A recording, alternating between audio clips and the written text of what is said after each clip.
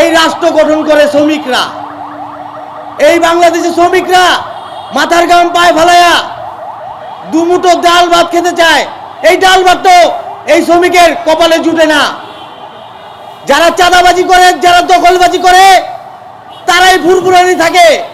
আর যারা শ্রমিক, যাদের জন্য এই দেশটা সুন্দর হচ্ছে, যাদের জন্য মেট্রো রেল পেয়েছি, যাদের জন্য আমরা আজকে বড় বড় বিল্ডিং পাইছি, যাদের জন্য আজকে আমরা সুন্দর সুন্দর রোড পাইছি, তাদেরকে মূল্য দেওয়া হয় না। কোনো সরকার তাদেরকে মূল্য দেয় না। আমি জিয়া রহমানের সন্তান, প্রধানমন্ত্রী আছে, জিয়া রহমান সাহেব শ্রমিককে ভালোবাসত। বেগম খালেদা জিয়া তিনবারের প্রধানমন্ত্রী, তিনি শ্রমিককে ভালোবাসত।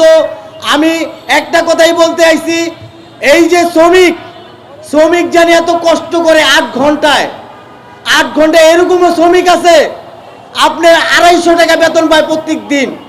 তার বেতন 7,000 টাকা হয়।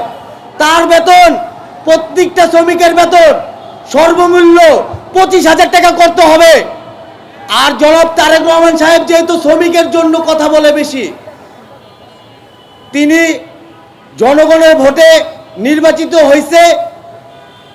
আমি চাই তারেক রহমান সাহেব সংসদে জানি শ্রমিকের বিষয়, এই যে বেতন বাড়ানোর জন্য শ্রমিকের বিষয় জানি তারেক রহমান সাহেব এটা জানি সংসদে পাশ করে 25,000 টাকা বেতন হইতে হবে। শ্রমিকের বেতন 25,000 টাকা হইতে হবে। আর আমার আরেকটা কথা, আপনার যে প্রবাসী রেমিটেন্স যোদ্ধারা আছে, যারা জুলাই আন্দোলনে এই রেমিটেন্স যোদ্ধারা তুমুল ভূমিকা পালন করছে, আজকে এই রেমিটেন্স যোদ্ধারা বহুত বিপদ আছে, দালালের ভ্যান্দে আছে। এটা আমাদের প্রধানমন্ত্রী তারেক রহমান সাহেব এটা জানি এই দালাল চক্র জানি সে জানি বন্ধ করতে পারে, চাঁদাবাজ বন্ধ করতে পারে, দখলবাজ বন্ধ করতে পারে। যারা এই আন্দোলনে আমার মারা শরিক হয়েছে, তারা এখন নির্যাতিত হইতাছে। আমরা যদি ভালো কথা বলি, কোনো চাঁদাবাজের কথা ভাল লাগে না। আমরা যদি দেশের জন্য ভালো কথা বলি, চাঁদাবাজরা আমাদেরকে কমেন্টে গালাগালি করে।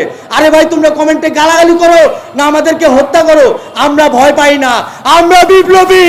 আমরা যেই পর্যন্ত এই বাংলাদেশের শ্রমজীবী মানুষের কণ্ঠস্বর কথা বলবো, যেই পর্যন্ত শ্রমজীবী মানুষের আমরা আদায় না করতে পারবো, এই পর্যন্ত আমাদের কণ্ঠস্বর থামবে না।